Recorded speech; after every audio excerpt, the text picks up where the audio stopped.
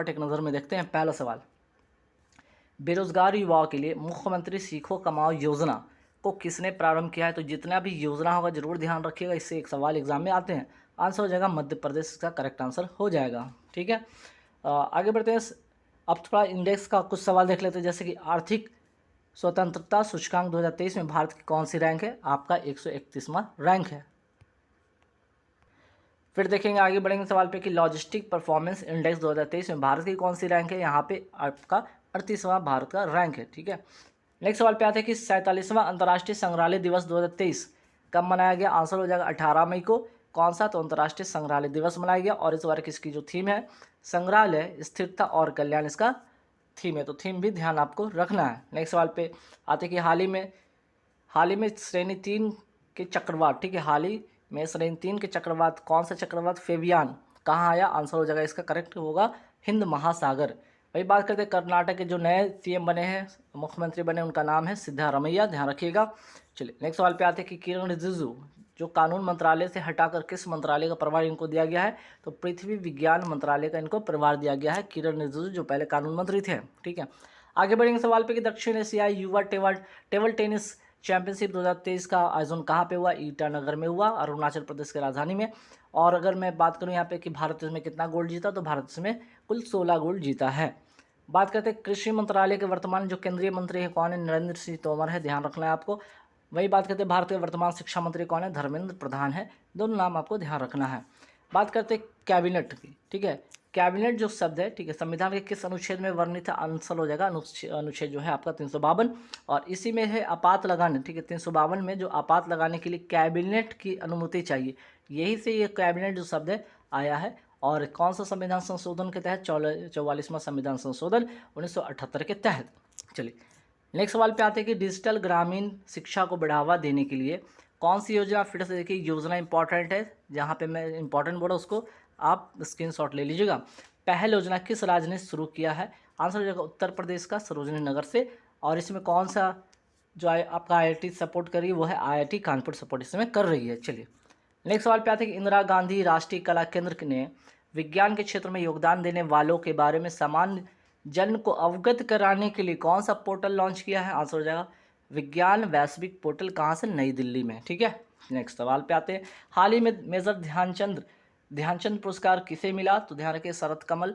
और table tennis, ध्यान रखिएगा शरत कमल टेबल टेनिस के खिलाड़ी हैं, और इन्होंने कॉमनवेल्थ गेम में इन्हें क्या गोल्ड भी मिला था टेबल टेनिस के में। ठीक है, टेबल टेनिस खेल में। चलिए विश्व सतत परिवहन दिवस कब मनाए जाने की घोषणा किया है? तो मोस्ट इंपॉर्टेंट क्वेश्चन है, जो भी जैसे कि हाल ही में वीर बाल दिवस मनाए जाने की घोषणा किया है, तो पहली बार मना था 2022 में 26 नवंबर को। ठीक है, पहली बार फर्स्ट टाइम कब मना था? ये 2022 में मना था। उसी तरह से विश्व सतत परिवहन दिवस मनाए जाने की घोषणा किया गया है फिर से आपको 26 नवंबर। तो दोनों बातें आपको ध्यान रखना है। पराक्रम दिवस कब मनाया जाता है? 23 जनवरी को, ये भी ध्यान रखना है आपको। स्टार्टअप दिवस 16 जनवरी को। विभाजन विभीषिका दिवस जो मनाया जाता है 14 अगस्त को। डॉल्फिन दिवस 5 अक्टूबर को। ठीक, चलिए नेक्स्ट सवाल पे आते हैं कि रक्षा मंत्री राजनाथ सिंह, ठीक है, राजनाथ सिंह ने ठीक है, कौन सा एकथा हर्बल बंदरगाह का शिलान्यास कहाँ किया है? आंसर हो जाएगा मालदीव, इसका करेक्ट आंसर हो जाएगा। 50 स्टार्टअप एक्सचेंज प्रोग्राम किसने प्रारंभ किया? तो भारत और बांग्लादेश ने मिलकर ये प्रोग्राम को स्टार्ट किया है। नेक्स्ट सवाल पे सतत विकास लक्ष्यों की प्रगति को मापने की घोषणा करने वाला भारत का पहला जो शहर है वो कौन है? भोपाल, मध्य प्रदेश। ठीक, नेक्स्ट सवाल पे आते हैं कि यूपीएससी, ठीक है, यूपीएससी के वर्तमान अध्यक्ष कौन है? डॉक्टर मनोज सोनी है।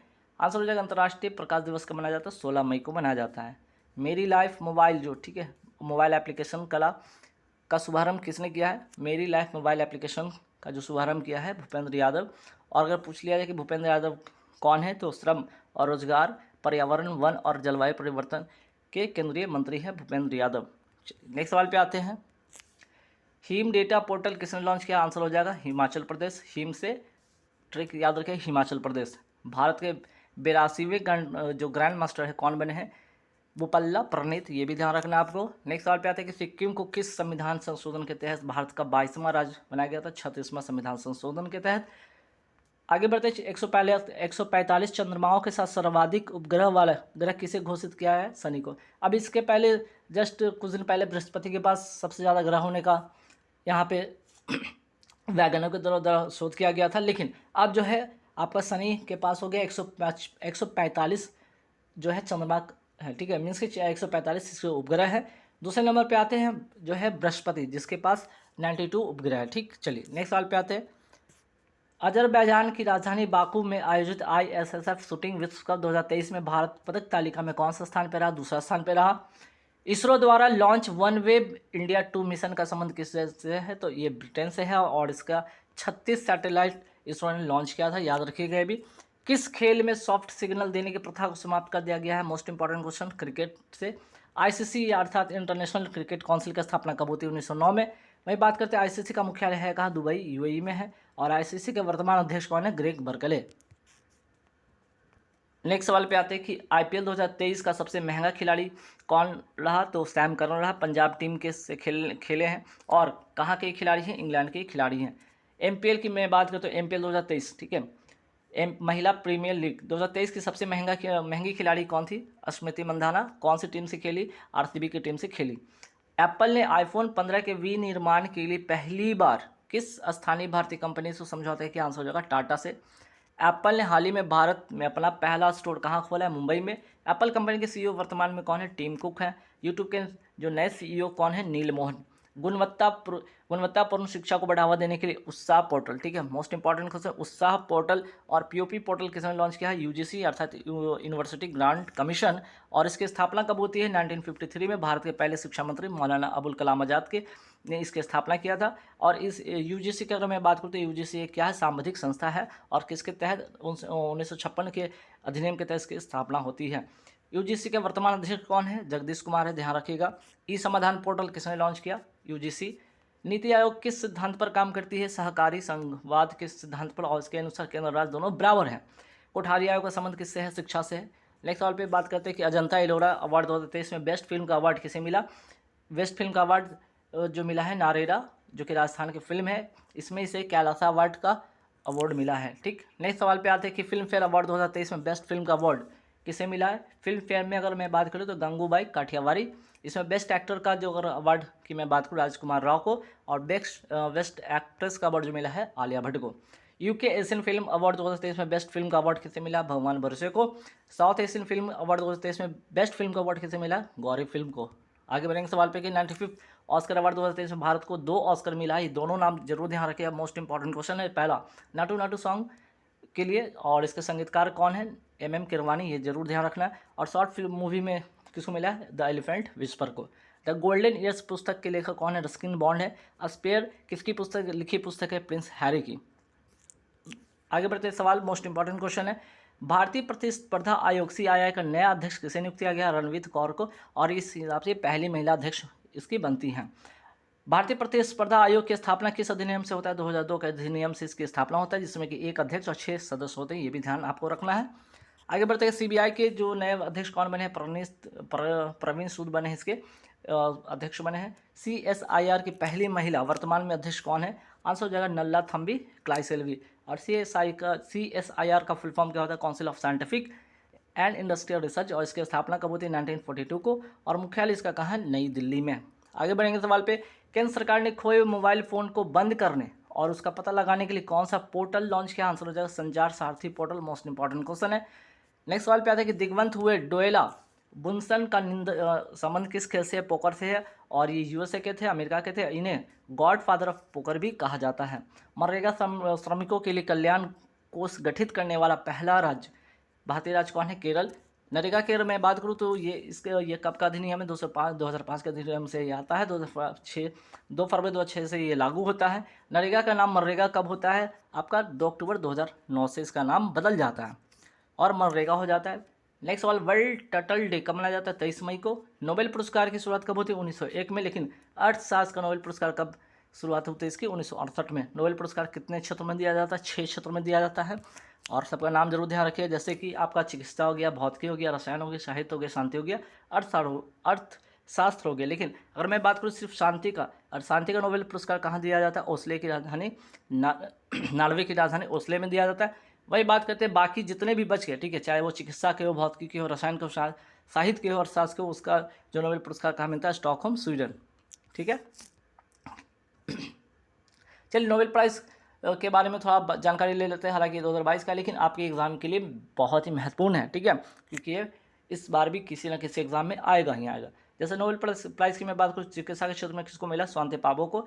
अर्थशास्त्र के क्षेत्र में मिला है 3 लोगों को, 3 नाम याद रखिएगा, डगलस डायमंड, बेन बर्नानिक और फिलिप डायबिक को, ठीक है। शांति के क्षेत्र में ये मोस्ट इंपॉर्टेंट क्वेश्चन है, ये मोस्ट इंपॉर्टेंट क्वेश्चन है शांति वाला, ठीक है। एक तो हो गया आपका एलेक्स बियालिट्स्की, ठीक है, बियालिट्स्की हो गया आपका, एलेक्स बियालिट्स्की हो गया। और 2 जो संस्था है, एक तो मेमोरियल संस्था जो कि रूस का है, और दूसरा सेंटर फॉर सिविल लिबर्टी जो कि यूक्रेन का है, ठीक है। तो एक व्यक्ति और 2 संस्था को मिला, इसलिए ध्यान रखिएगा। साहित्य के क्षेत्र में एनी एर्नॉक्स फ्रांस के, ये भी मोस्ट इंपॉर्टेंट क्वेश्चन है। रसायन के क्षेत्र में फिर से 3 लोगों को मिला था, ठीक है, रसायन के क्षेत्र में 3 लोगों को मिला, मार्टिन मिल्टन, कैरोलिन बर्टोजी और बैरी शार्पले को। भौतिकी के क्षेत्र में एंटन जिलिंगर, एलियन आस्पेक्ट और जॉन क्लोजर को, ठीक है। आगे बढ़ेंगे सवाल पे कि प्रधानमंत्री मोदी की द्वीपीय, ठीक है, किस द्वीपीय राष्ट्र की यात्रा करने वाले पहले प्रधानमंत्री बने हैं? Papua New Guinea. ऑस्ट्रेलिया तथा पापुआ न्यू गिनी के बीच कौन सी जल संधि है? टोरस जल संधि है। मोस्ट इंपॉर्टेंट क्वेश्चन है, ध्यान रखिएगा।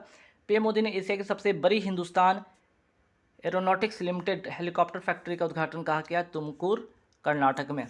पीएम मोदी ने दुनिया की सबसे लंबी नदी एमवी गंगा बिलास का अनावरण कहाँ किया? वाराणसी से डिब्रूगढ़, जिसका कुल दूरी था 3200 किलोमीटर।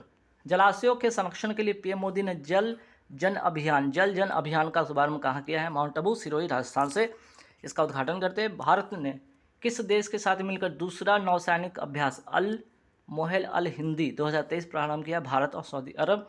इसका आयोजन होता है सऊदी अरब में। भारत की तरफ से INS तर्कस और INS सुभद्रा इसमें भाग लेता है। अल नगा अभ्यास किन 2 देशों के बीच में होता है? भारत और ओमान के बीच में होता है अल नगा अभ्यास। अल नेफूद और रब अल खाली मरसल, ये है कहाँ? आपका सऊदी अरब में। सऊदी अरब की राजधानी क्या है? रियाद। मोचा चक्रवात, मोस्ट इंपॉर्टेंट क्वेश्चन है, मोचा चक्रवात का नामकरण किसने किया? कौन से देश ने किया? यमन ने किया है। 2023 का पहला चक्रवात है।